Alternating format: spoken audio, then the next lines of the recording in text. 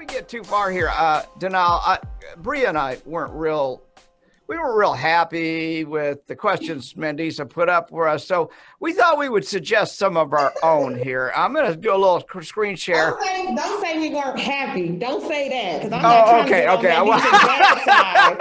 I'm not trying to get on her bad side. Okay, I don't want to either. Improvements.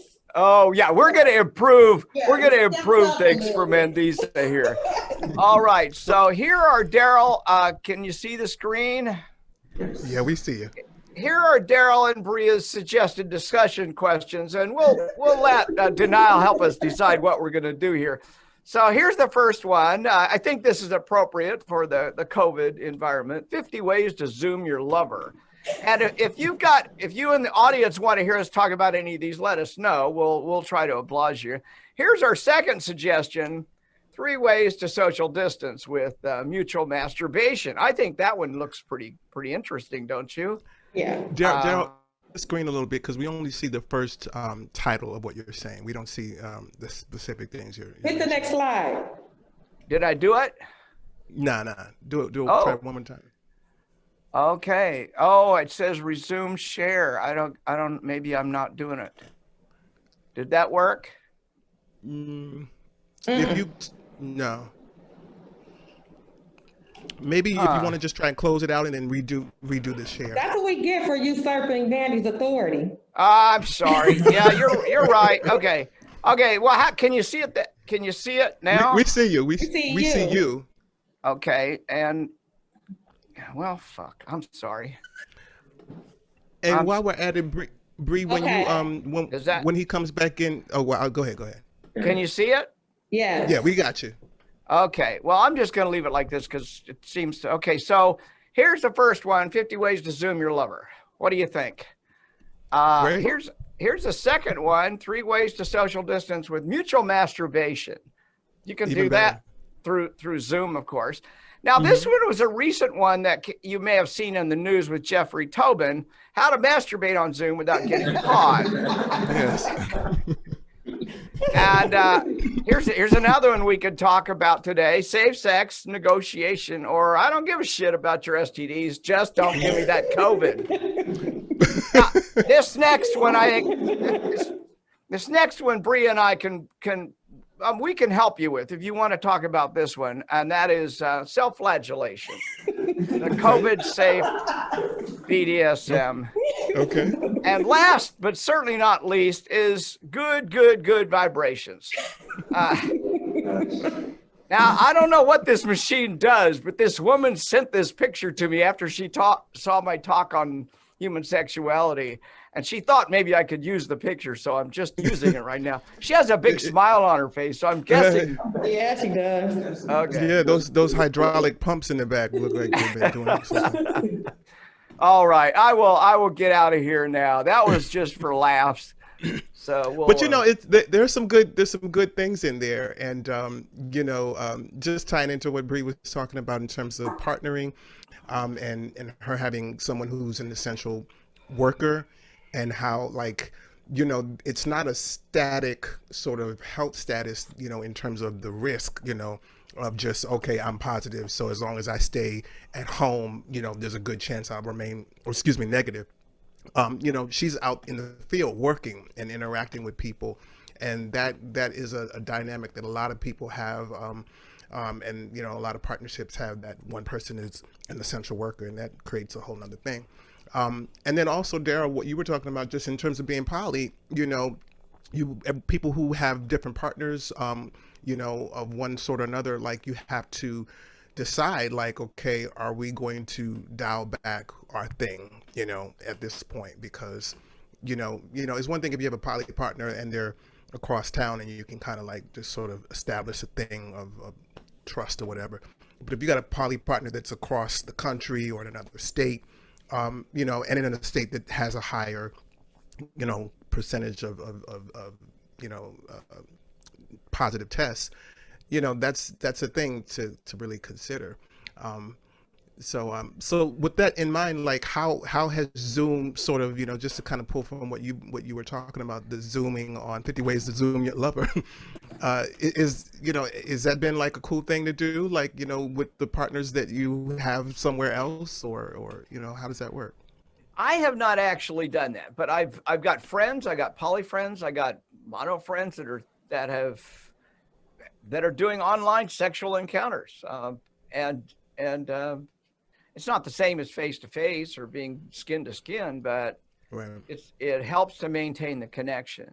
I prefer just to talk on the phone occasionally and connect that way.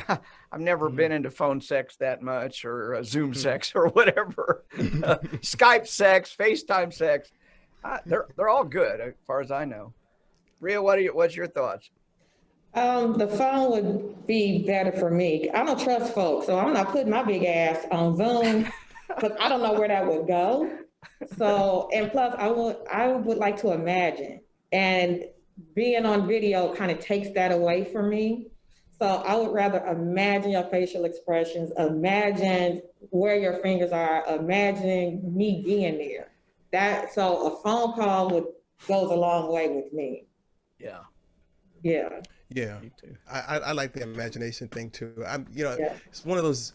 It's sort of like we've all had to re-engineer, our sexual relationships with people, like, and in the same way that we discover our sexuality in our own lives with real people in real situations. Like, this is presented like a whole new kind of sexual discovery, and you got to figure out like what works best. Some people like the Zoom, some people like, Darrel, you were going to say something? Yeah, something I read the other day hit me as I was thinking about what we're going to talk about today, and that is that there's somewhere I read there's like been a 20+% increase in porn use since the code came in. I actually think it's probably higher than that, but it's what they're saying. And we've got, generally speaking, I think the secular community is fairly porn friendly, but we've got a lot of myths in our culture around porn and porn use and all. But I think it's fine to talk openly about how we're using porn to keep our sanity. Whether we have a partner or not, we still have a sex drive, and that sex drive is going to go somewhere. So how do we do that? Right. I definitely concur. I was looking up a couple of articles in advance of our talk, and there's one thing everybody probably saw this. This is from March. Vice, the Vice network had reported on coronavirus porn going viral on Pornhub, and not only is, are people being creative in other ways with Zoom and stuff, but people are making porn that are sort of like mask porn, basically. And if anybody wants to, I'll put the article in the chat so anybody, you all can check this out. Well, put the links to the porn too while you're at it, please. Well, that's don't just tease us. and one thing about this pandemic, people have lost employment. So OnlyFans.com is like, it's fulfilled the need. You're making revenue, but it's also satisfying people sexually. Yeah. Look at the pastor who left being a pastor to become a coach for strippers, and she's making $100,000. Right. She's making $100,000 being a coach for strippers. So so I'm not happy about being in a pandemic, but I am the creativity, the entrepreneurs that are born from this pandemic. The support for sex workers has increased, because people that you didn't think would become a sex worker, they're now becoming sex workers. And even I'm 50, I'll be 53. It's and I stripped 5 years. So to see women in their 50s jumping on OnlyFans, it has been amazing. Like grandmothers. It doesn't matter what you're into. I told my daughter, what you don't like about yourself, somebody will pay for it. You know, you got a flat ass, somebody will love that flat ass. And like I told Darrel, when Darrel had interviewed me several years ago, when I had one customer, his name was Tony. He had me dance 3 songs and he continually tipped me while he sniffed my ass. All he did. I didn't do any dance. All he did was sniff my ass. So if there's something that, I mean, you can have ugly feet. There's gonna be somebody who's willing to pay you for your ugly ass, crusty feet. Yeah. So the potential is there to make money as a sex worker, and you don't have to be naked to do it. I also wonder, and I have to admit, I haven't looked into this, but I know that, you know, I've been told that the male sort of, you know, the postal service and the people who, you know, sort of send or receive underwear and things like that, that kind of stuff has gone up during this time as well, because this is a way of, once again, it's the intimacy and the connection. Yeah. And whereas before, that wasn't something that seemed to be a little bit more niche, like, you know, it was a fetish thing like that. It's like now it's almost moving a little bit more centered towards like, okay, this mainstream. is how you can have, yeah. Yeah. And I found myself wondering, I'm like, I just like low key, like, I'm like, there's somebody who I would like, I'd be okay with sniffing some underwear about. Okay, but like, I just gotta find that person, like, and I haven't done that homework, but like, I could be okay with that, you know, especially in this particular time. And I would totally pay for it. Yeah, absolutely. But that's just me. This is about y'all. That's me. No. This is about y'all.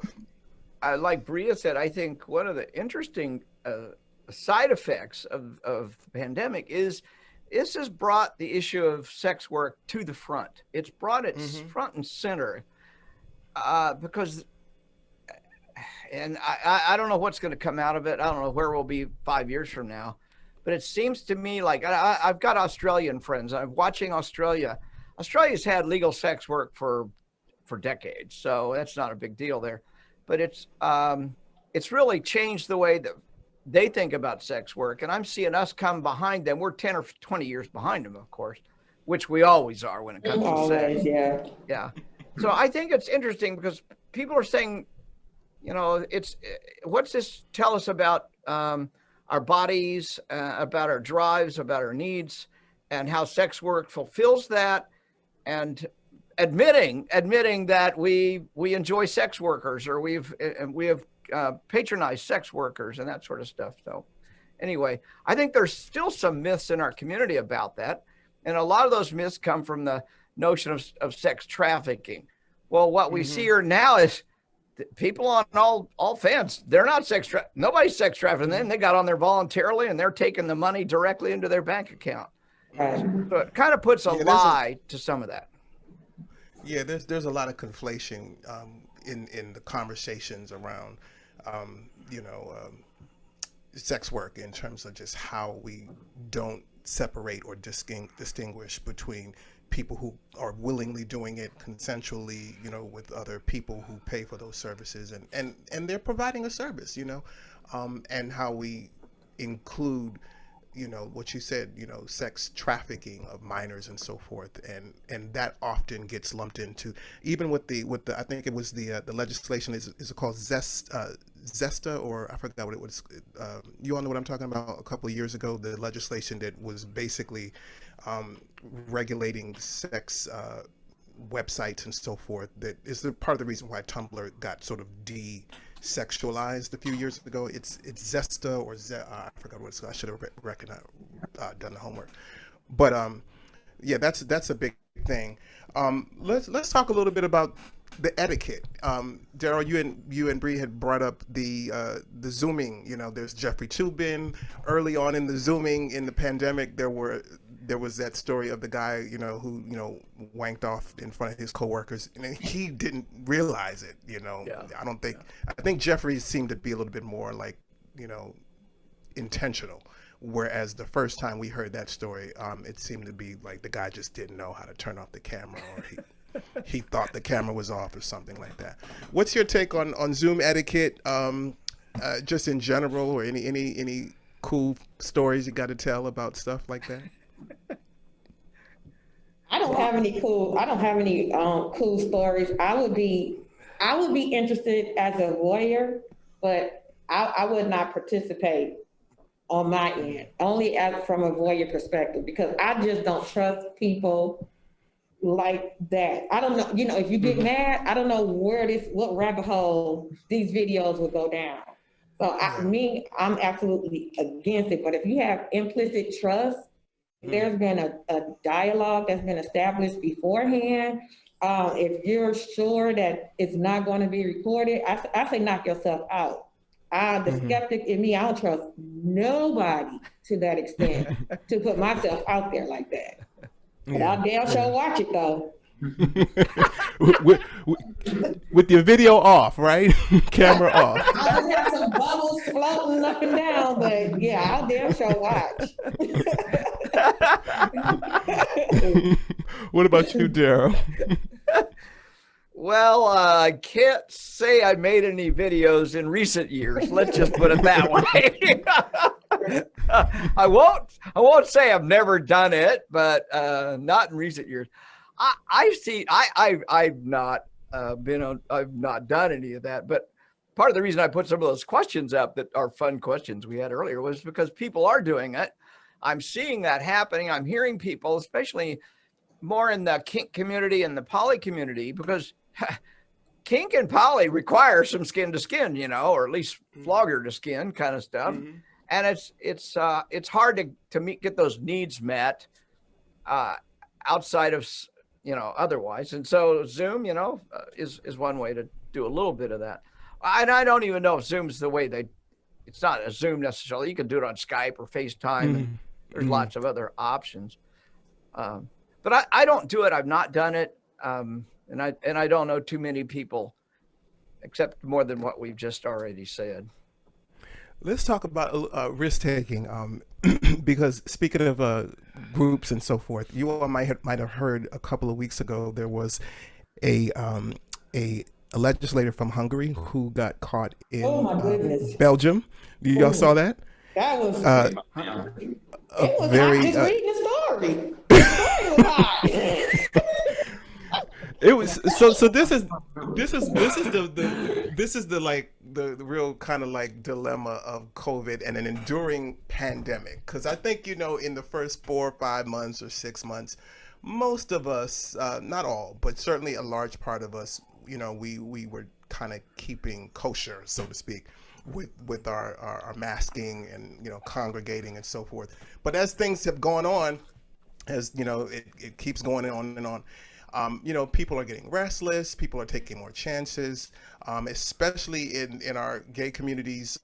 Not everybody, but there are stories that keep coming out every couple of weeks, like that one that I just mentioned in Belgium. Recently, there was a story out of some Americans in Mexico who had gotten together in Puerto Vallarta or something like that for parties and like secret parties that people organize online and they thank you, Bree. I meant to tell you if you could turn this way because we can see you better. Let me just go down. No, I'm not. That's not why I'm not facing the camera. I just was trying to get a good view of Roland and Darrel. Okay, but people have been taking some bad or uninformed risks in terms of their health, their sexual health and their COVID health, and so there's that. There are these stories. This particular legislator was in Belgium with he got caught in a 25-person orgy. He's an anti-gay legislator who's been like just railing against gay people, right? And he gets literally caught with his pants down and jumped out of the window and ran out. Yeah, jumped out of the window and ran when he got caught. And there's a part of me like that, like I struggle with like, okay, this idea like, okay, yeah, sex positivity, if you have a community that you trust or people that you trust, like that's one thing, but like, there's some etiquette here as well. There's not just the Zoom etiquette, but there's like, how do you sort of like, govern yourself when it comes to like congregating with people, especially when it's sexual, especially if you're not masked. You know, I guess they had a window open because he, you know, he jumped out the window. You know, they say you're supposed to have a window open. That helps. 25, I know it was hot up in there. Ron, I want to go back to the etiquette because Bonita did make a comment. Absolutely, don't show your face. Me, it will be so obvious because I have tattoos. So unless I'm getting that, what's that derma stuff to cover up. Yeah, the derma blend. Yeah, derma blend to cover up. And I have like large tattoos on my back. It's just not that serious for me. Yeah. But absolutely, you can get a voice, what is it? The changes your voice. Yeah, yeah. Don't show your background. If somebody's possibly been in your home, you know, I do want to hit some of those points because we have addressed 50 ways to Zoom. So I do want to hit some of those points, and I'm sure Darrel do too. Yeah, get a backdrop. Like don't show, make sure that nobody's home. And you know, there are ways to Zoom. But absolutely, don't show your damn face. Don't show distinguishing marks. You got flapjack titties, roll them up. You know, just whatever it takes to disguise who you are, unless you just don't care. There definitely are ways to be creative when doing it on video. I think that guy would have been at that orgy with or without a pandemic, I'm thinking, because he was basically a hypocrite. That wasn't his first gangbang. Yeah. I've got lots.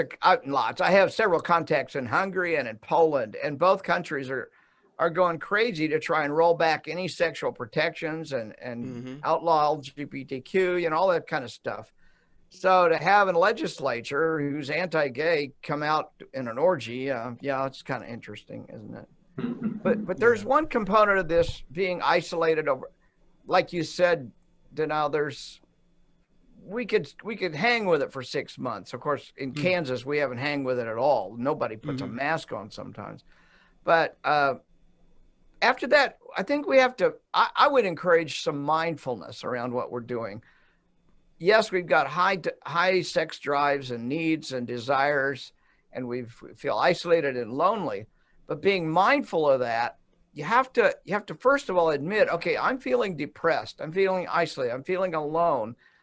And when you can admit that to yourself and be conscious about it, you'll make more rational decisions.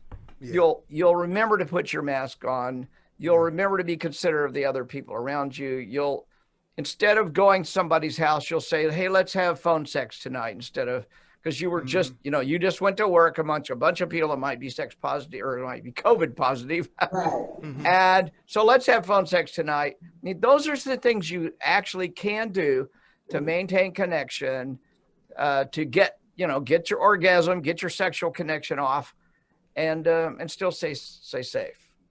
Right. And I think that deals, also ties into depression.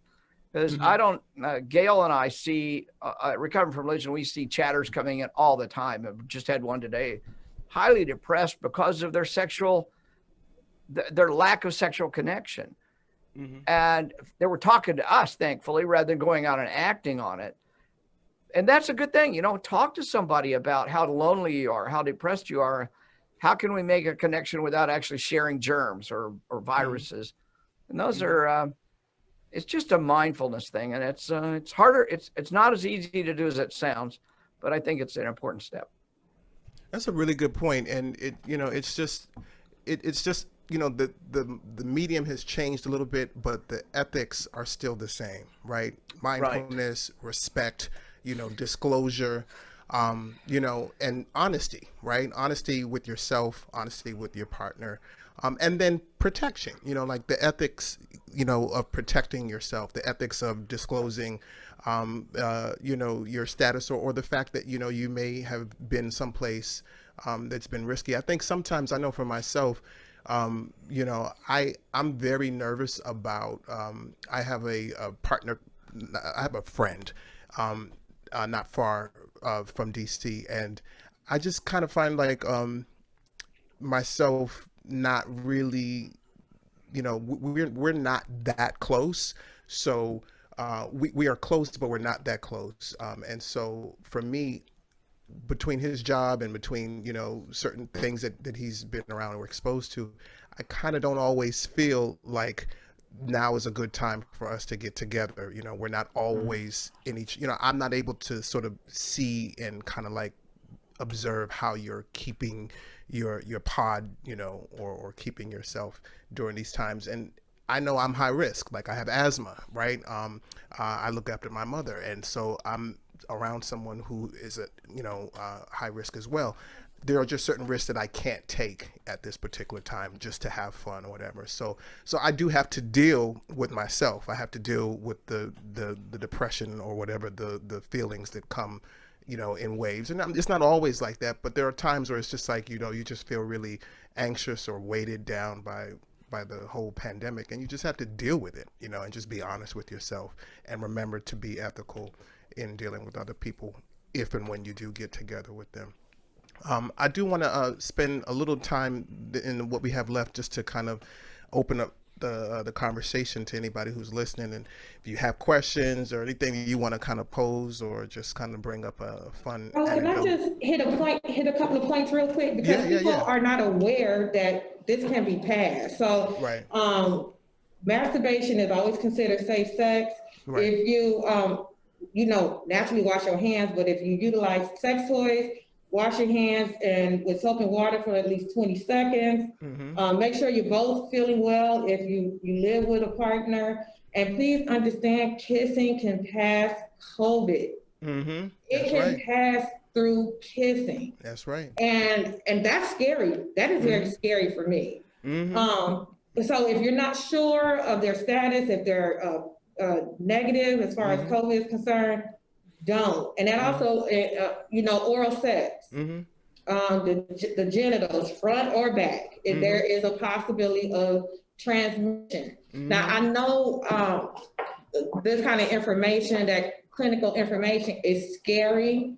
It takes a lot of the sex out of sex, but that's where the creativity come in. Yeah. And I've encountered a whole lot of angry people, and I bet they backed up as hell. I bet they done it. Being backed up sexually can make one pretty crotchety. And so if you just got to let one go with yourself, I said, if you can't love the one you want, love the one you with.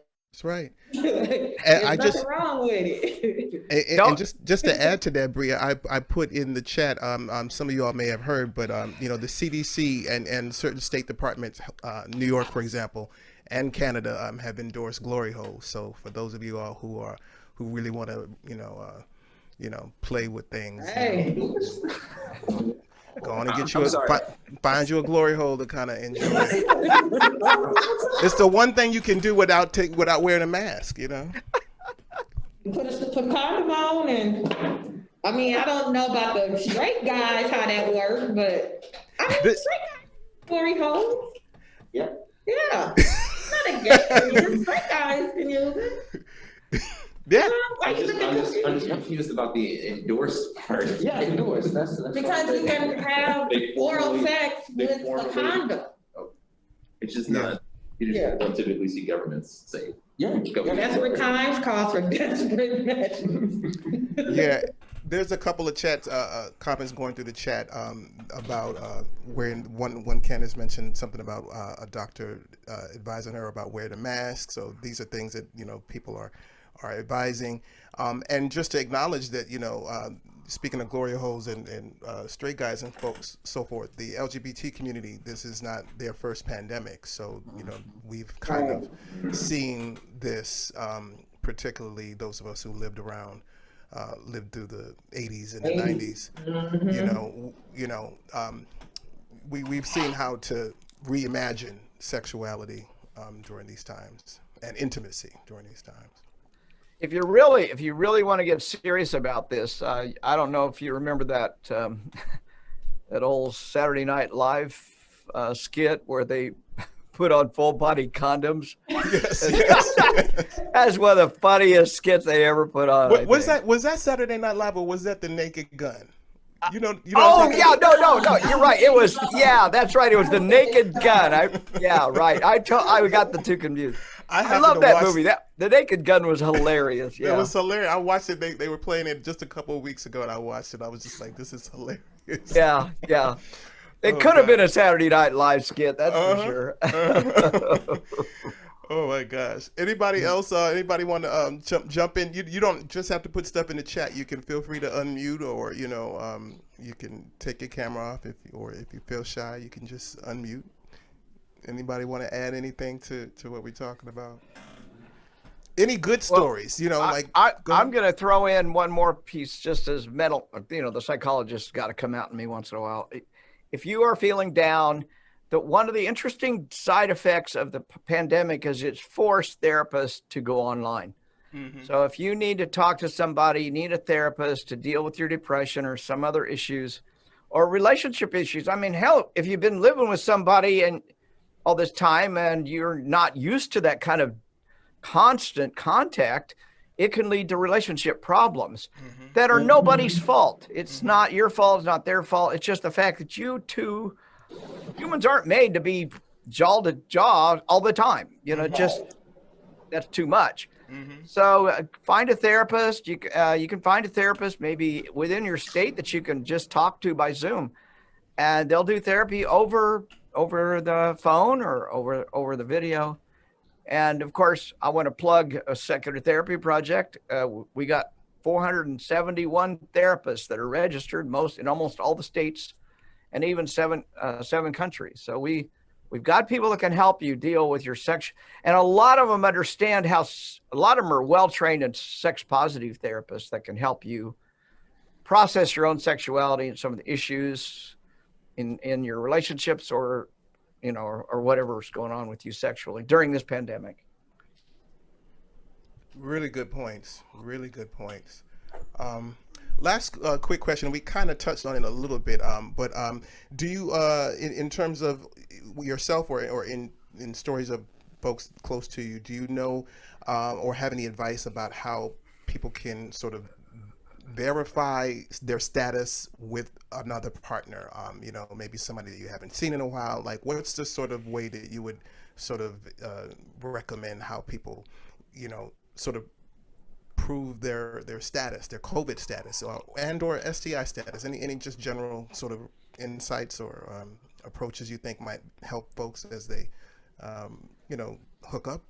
You don't even have to dance around that anymore because people are posting their status on Facebook like it's a badge of honor. So people are really quick to show you that they're COVID negative.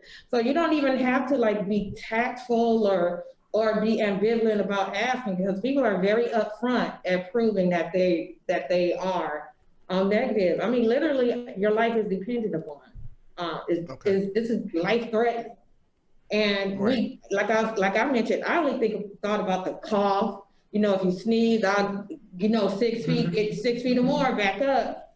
But didn't think about that it could be passed. I didn't know, through kissing or anything like that. So it is not disrespectful to ask for proof about being COVID negative. But before you even ask, they showing that paperwork. That's a flex. Yeah. That's, I know for me that kind of stuff is important. It's a courtesy, but it helps to establish trust. Yep, Abby's right. Well, the AIDS, I understand the AIDS, the HIV negative. That is something that we have required. Like, we can go get tested together. So the onus isn't upon you. And we can transfer that today. Like, we can they stand up your nose, but still, I mean, we can go through that together. It doesn't have to, the onus doesn't have to be up on one person. Absolutely. Okay, I think we're going to be wrapping up in maybe about 30 seconds or a minute tops. I want to add just one other question / thing for you all to Darrel and Bridgett to comment on, if you want to. discordant relationships in terms of belief. All right, so we're, you know, the Black Nonbelievers conference, you know, a lot of us have partners who may not be non-believers like us.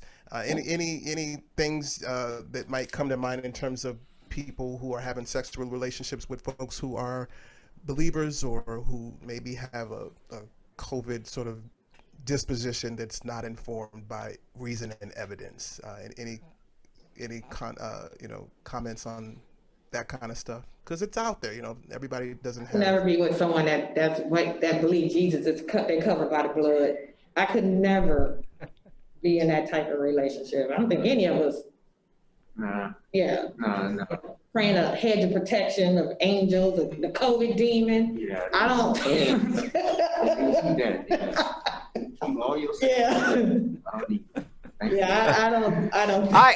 I refuse. I absolutely refuse to have sex with a Republican. So that sells it right there.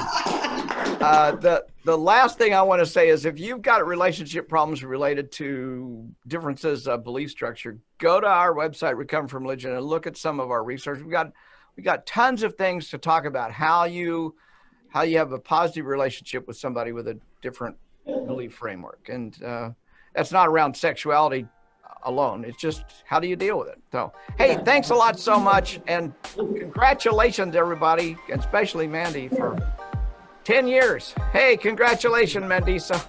Thank you. Thank you, everybody. Thank you all for hanging in with us and sharing with us.